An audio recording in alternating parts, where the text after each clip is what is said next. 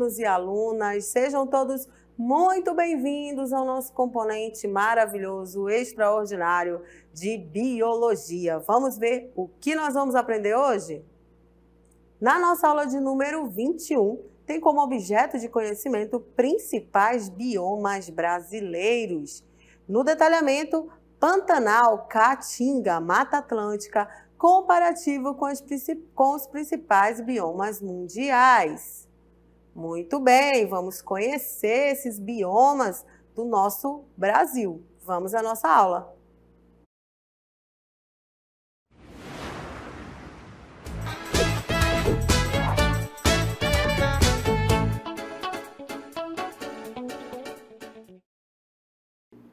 Muito bem, vamos começar a conhecer os biomas brasileiros e vamos iniciar pela Mata Atlântica. Acompanhem comigo a leitura da nossa cartela.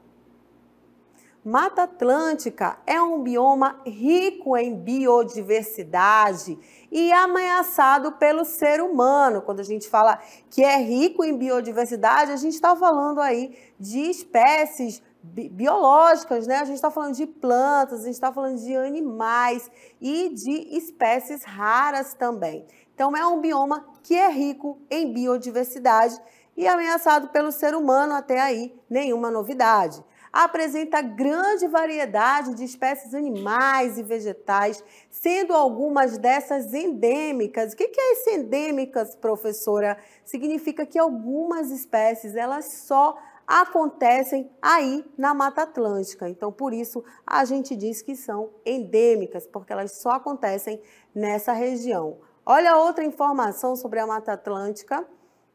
É a segunda maior floresta em extensão do Brasil. A primeira é, lógico, a floresta amazônica.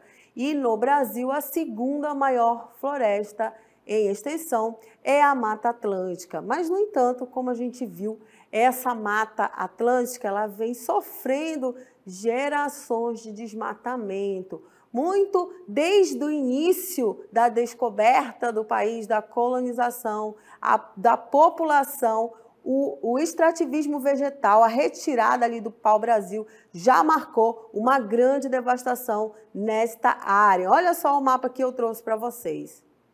Como era a Mata Atlântica, como ela tem ficado de área vegetal. Mas deixou de ser Mata Atlântica, professora? Não deixou, mas reparem aqui o mapa, como era a Mata Atlântica e como é que a sua área vegetal tem reduzido. Isso porque essa mata é muito utilizada para servir de espaço para a agropecuária e também para a urbanização. Acompanhem comigo a nossa leitura. Olha só. A Mata Atlântica é um bioma que cobria uma área de 15% do território brasileiro. A área essa que incluía os estados de Alagoas, Bahia, Ceará, Espírito Santo, Goiás, Mato Grosso do Sul, Minas Gerais, Paraíba, Paraná, Pernambuco, Piauí, Rio de Janeiro, Rio Grande do Norte, Rio Grande do Sul, Santa Catarina, São Paulo e Sergipe. Mas vocês viram lá a redução da Mata Atlântica, a sua cobertura vegetal tem reduzido bastante nesse bioma. Vamos continuar falando de características da Mata Atlântica. Acompanhem comigo na cartela. A Mata Atlântica caracteriza-se por sua grande biodiversidade, devido principalmente às variações ambientais do bioma. Essas variações acontecem devido à extensão da Mata Atlântica, ou seja, muito grande, né?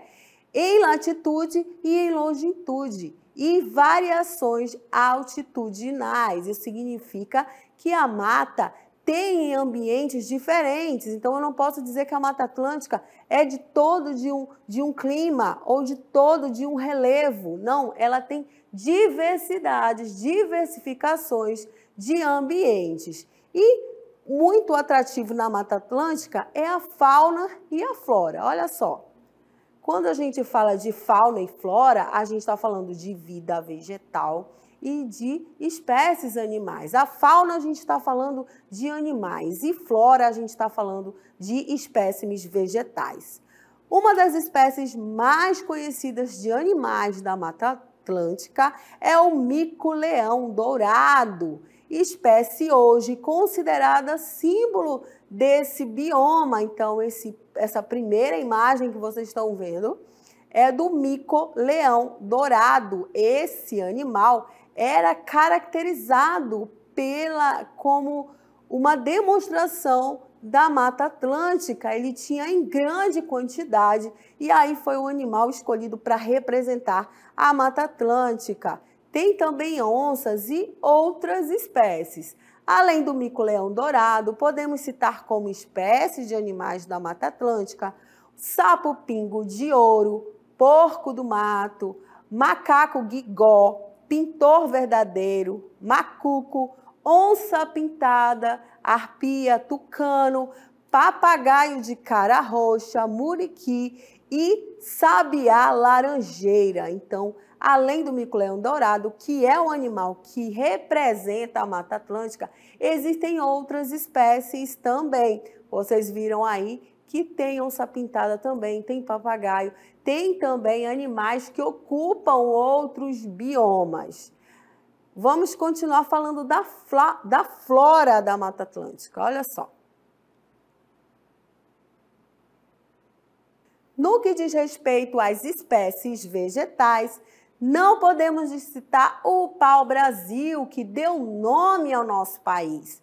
Além do pau-brasil, na Mata Atlântica encontramos várias espécies de bromélias, orquídeas, samambaias e araucária e o palmito jussara. Reparem aí nessa imagem, a gente está mostrando para vocês algumas dessas espécies que nós falamos. Nessa última imagem, mostrando aí para vocês orquídeas, bromélias, que são plantas epífitas que ficam no caule das árvores, mas elas não matam a árvore, tá? Não são parasitas, por isso a gente chama de plantas epífitas. Elas só querem ficar lá, mas não mata a planta, não rouba os seus nutrientes. Então, a Mata Atlântica, ela possui uma diversidade desse tipo de planta.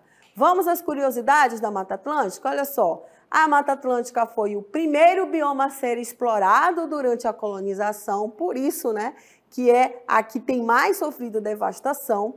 O 27 de maio é comemorado como o Dia Nacional da Mata Atlântica, dia esse estabelecido para que fosse levantado em consideração a preservação da biodiversidade desse bioma.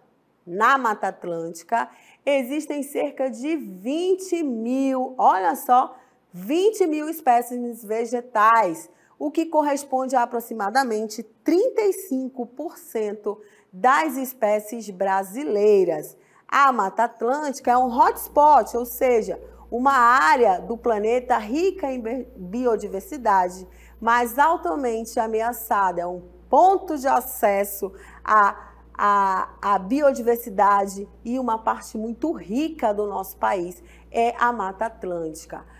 Conhecemos a Mata Atlântica, um dos biomas brasileiros, e vamos para outro bioma, que é a Caatinga. A Caatinga, ou o bioma da Caatinga, compreende cerca de 11% do território brasileiro. É encontrada em áreas do Nordeste do Brasil, nos estados do Maranhão, Piauí, Ceará, Rio Grande do Norte, Paraíba, Pernambuco, Alagoas, Sergipe, Bahia e parte de Minas Gerais. Observem aí no nosso mapa, na nossa imagem, está circulado o bioma da Caatinga. Este bioma é muito presente na região nordeste do nosso país. Observem aí no mapa como a região nordeste é ocupada quase que toda por esse bioma, pelo bioma da Caatinga.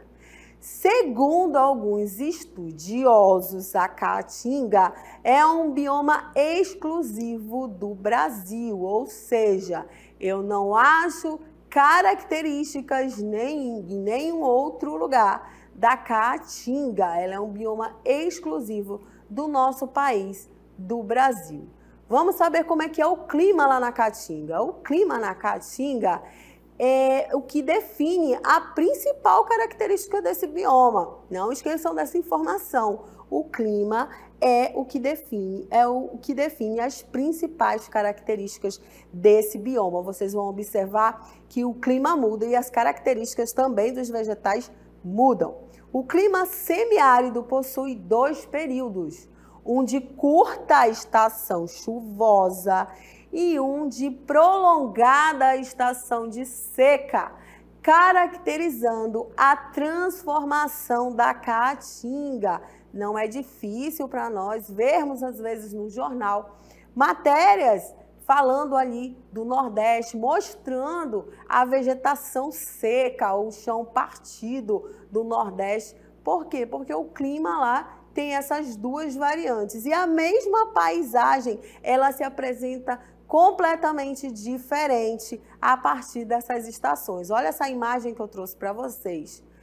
Em dezembro de 2015, tudo seco, olha, não tinha chuva, a vegetação estava completamente ressecada, o chão estava ressecado, a árvore estava ressecada. Mas em janeiro de 2016, que começou a chegar aí a estação de chuva, olhem só a imagem, é a mesma imagem, só é a mesma localidade, só que diferente, com uma vegetação aí bem mais abundante, uma vegetação esverdeada, e enquanto a outra já é uma imagem que não tem cor, né? Que é seca. E esse nome, essa referência dessa imagem, dessa falta de cor da Caatinga, é o que caracterizou, o que originou o seu nome. Isso mesmo, acompanhem comigo a leitura na próxima cartela. A vegetação da Caatinga, né, que significa o nome Caatinga, em Tupi-Guarani significa mata branca. Então, essa vegetação foi caracterizada aí com o nome de Caatinga por conta de ser uma mata branca. A gente viu aí os comparativos, né? Na época de seca, essa mata não tem cor, é uma mata branca. Esse nome faz referência à cor predominante da vegetação durante a estação de seca, onde quase todas as plantas perdem as folhas para diminuir a transpiração e evitar a perda de água armazenada. Então, olhem aí nessa imagem, o que vocês conseguem identificar? Só chão e planta seca. E aí, ó, do ladinho tem uma espécie de cactos, né? Os cactos são características dessa vegetação. Apresentam ali espinhos, que é uma forma de transformação das folhas para evitar perder água, porque é muito sol. Então, isso é uma transformação que as plantas fazem para evitar perda de água. E essa mata ressecada, sem cor, foi o que originou o nome desse bioma. Por isso, bioma Caatinga, que significa mata branca. Vamos conhecer um pouquinho da flora dessa região. Entre as principais características está o xeromorfismo. E o que é isso, professora? Xeromorfismo, ou seja, a adaptação das plantas para a sobrevivência em regiões com pouca disponibilidade de água e clima seco. Então, o xeromorfismo são as adaptações que as plantas fazem para evitar morrer. O que elas fazem além de transformar as suas folhas para que evite transpiração, para que evite perda de água? Elas têm também modificação nas raízes. Também na Caatinga você vai perceber galhos retorcidos. E os cactos se fazem presente e contém água. Eles seguram a água ali na sua parte vegetal, a planta segura a água para que ela consiga suportar esse período de seca. Então, essas adaptações das plantas é o que a gente chama de xeromorfismo. Não esqueçam essa palavra, isso acontece na caatinga. Essas adaptações das plantas para evitar perca de água. E temos os exemplos aí, olha só, leiam aí os exemplos comigo. Cactus, o juazeiro, mandacaru e xique-xique. Esses são algumas das plantas que fazem esse xeromorfismo. E muitas dessas plantas, no período de seca, que não atinge só a parte vegetal, atinge também os animais. Algumas dessas plantas servem de alimento. São cortadas, como elas retêm a água, e são servidos ali ao gado, a criação de animais que as pessoas têm, que convivem nessa região, e alimentam também os animais para que não morram com a seca até que chegue o período chuvoso e haja toda a transformação da caatinga, que antes era uma paisagem esbranquiçada, sem nenhuma vida, começa então a florescer. Muitas vezes a gente vê nos jornais matérias relacionadas a isso, e ainda é um grande problema no Nordeste, em áreas mais longínquas, a chegada da água. Então, são colocadas cisternas para que a população daquele local consiga passar pela seca. Existe seca em outros biomas, mas, diferentemente lá do Nordeste, essa vegetação ela fica completamente morta. E somente com a proximidade do período chuvoso e com as chuvas, essa vegetação volta a ser verde e renasce. Muito bem, vimos aí que o bioma da Caatinga tem essas características essenciais. E tem outro bioma também que nós vamos conhecer. Esse bioma é o Pantanal.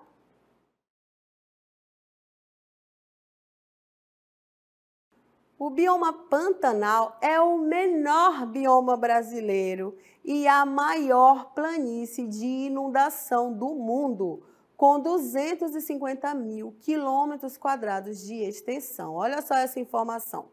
Menor bioma do Brasil, se isso for uma questão de prova de vestibular, você precisa saber que é o Pantanal. De todos os biomas que foram apresentados a vocês, o Pantanal é o menor. Enquanto a gente já mostrou aqui para vocês características de biomas gigantescos, o bioma do Pantanal ele é o menor, mas é o único que é considerado pela Unesco como patrimônio natural mundial e reserva da biosfera. Essa região possui grande biodiversidade. Tem uma informação ainda aí que é a maior planície de inundação do mundo, o chão encharcado. Olha só, 250 mil quilômetros quadrados de extensão. O bioma Pantanal, ele tem características diferenciadas, principalmente por ter essa planície inundada. Então, você vai ter ali espécies diferenciadas, porque o ambiente é diferenciado. A localização do Pantanal. O Pantanal encontra-se nos estados de Mato Grosso e Mato Grosso do Sul. Olha só, a gente viu aí biomas com extensões enormes, passando por diversos estados, mas o Pantanal, observe aí no mapa, a gente está mostrando para vocês, ele só está situado em 2 estados, no Mato Grosso e no Mato Grosso do Sul. Sua área de ocorrência limita-se a oeste desses estados, nas fronteiras com o Paraguai e a Bolívia. Com isso, O Pantanal também pode ser encontrado nesses dois países. Igualmente, a floresta amazônica, que faz fronteira com outros países, o Pantanal faz fronteira e esses países também apresentam manchas desse bioma. Mas no nosso país, ele só está presente em dois estados, Mato Grosso e Mato Grosso do Sul, e por isso é o menor bioma do Brasil. Vamos continuar falando do Pantanal, vamos falar do clima do Pantanal. Olha só, o Pantanal está localizado em uma área de ocorrência do clima tropical, com duas estações bem definidas, o verão chuvoso e o inverno seco. Esse fato é essencial para a atividade turística da região, uma das grandes impulsionadoras da economia. O Pantanal usa o seu ambiente natural ali para gerar economia e o clima é importante para isso. Então, manter condições saudáveis no meio ambiente para que essas mudanças climáticas não sejam tão impactantes também está falando da economia do Pantanal. Mas como, professora? Como eles usam o ambiente natural? Com o turismo. Então, muitas pessoas pagam para conhecer o Pantanal, obedecem algumas leis ambientais, ordens de preservação, para que possam conhecer esse bioma. Não é chegar lá de qualquer jeito e eu vou fazer o que eu quiser aqui na floresta. Não é assim. É uma área que possui leis de preservação para que possa continuar existindo. E o solo do Pantanal, como a gente já falou, é uma das planícies a planície mais inundada do mundo e isso traz uma característica diferenciada. Leiam comigo na cartela. Grande parte dos solos pantaneiros é de planície inundável, característica natural desta região. Isso é uma dádiva, mas, ao mesmo tempo, é prejudicial do ponto de vista agrícola, pois com essa inundação, muitas áreas possuem baixa fertilidade, o que leva ao uso de agrotóxicos e insumos químicos, os agroquímicos, para o cultivo de soja e afins. Olha só, a gente viu que o Pantanal é um bioma reconhecido internacionalmente e preservado como patrimônio natural das nações. No entanto, essa característica de possuir o seu solo inundado, que aí a gente chama de solo pantaneiro por conta dessa inundação, é uma dádiva porque você vai ter aí uma biodiversidade gigantesca por conta desse ambiente, tanto promovendo espécies de animais e vegetais diferenciadas por conta desse ambiente. Também é um problema porque com a área muito inundada não tem como se fazer grandes plantações, né? Essas plantações precisam de um ambiente mais seco, não são todas as plantas que conseguem sobreviver numa área inundada. Para que essas plantas consigam sobreviver, para que esse solo consiga gerar alguma produção, faz-se uso de agrotóxicos e agroquímicos e isso acaba prejudicando o solo. Um solo muito encharcado, ele tem poucos nutrientes, né? Ele é lavado constantemente, tem poucos nutrientes. Então, para que haja aí a produção, para que o produtor plante uma semente e essa semente consiga dar algum fruto e fazer aquela plantação ali gerar algum recurso financeiro, precisa introduzir ali agrotóxicos e agroquímicos e isso acaba fazendo com que o solo fique danificado, que o solo fique contaminado. E este solo contaminado, você já sabe, o solo contaminado, você tem espécies ali, vegetais, bactérias e fungos essenciais também morrendo junto com aquela química toda que é colocada no ambiente. Então, isso é um dos grandes problemas do Pantanal. Na nossa próxima cartela tem sobre vegetação e flora do Pantanal. Vamos comigo. Por ser um bioma com ligações próximas à floresta amazônica e ao cerrado, a paisagem pantaneira é bem diversificada, com árvores de médio porte e grande porte, típicas da Amazônia, mas também conta com a presença de árvores tortuosas, de baixo e médio porte, muito comuns no Cerrado. Olha só o Pantanal, apesar de ser o menor bioma, ele possui, quando a gente diz que um bioma, ele se apresenta também em outro bioma, a gente diz que esse bioma tem manchas de outro bioma. Então, ali pela proximidade, o Pantanal apresenta uma paisagem diversificada. Ora apresenta espécies da floresta amazônica, ora apresenta características do cerrado, mas esse ambiente é o Pantanal. Nas matas ciliares, próximas dos rios, sempre que a gente falar de mata ciliar, a gente está falando de matas próximas ao rio. Ciliares, né? Eu lembro de cílios, então essas matas recobrem o leito dos rios e a gente chama de matas ciliares, que são próximas dos rios. É comum encontrarmos genipapos de 20 metros de altura, e o genipapo é uma árvore amazônica.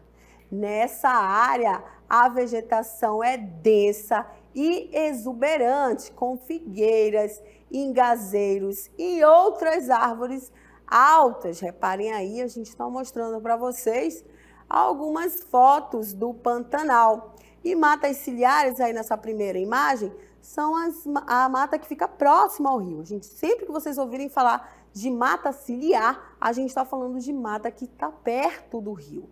E apresenta nessa mata árvores aí, ó, da região amazônica, do bioma amazônico, como é o exemplo do genipapo, ingazeiros, por conta dessa proximidade do Pantanal com outros biomas. Você vai ter aí características de outros biomas nele também.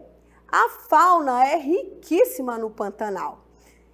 Esse patrimônio ecológico habitado por inúmeras espécies de mamíferos, répteis, aves e peixes se complementam a uma vegetação exuberante, traduzida em movimentos de formas, cores e sons, mostrando-se um belo espetáculo. A fauna é bastante rica e diversificada.